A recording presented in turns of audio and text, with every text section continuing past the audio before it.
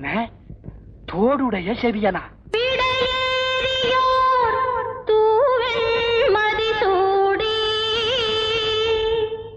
தூவெண் மதிசூடி அப்படி என்றால் சிவபெருமான் அல்லவா?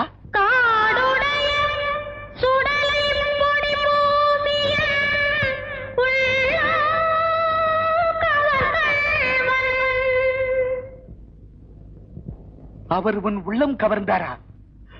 சம்பந்தா, நீ அவரை பார்த்தாயா? எங்கு பார்த்தாய்? அவர் எப்படி இருந்தாரப்பா? தோடுடைய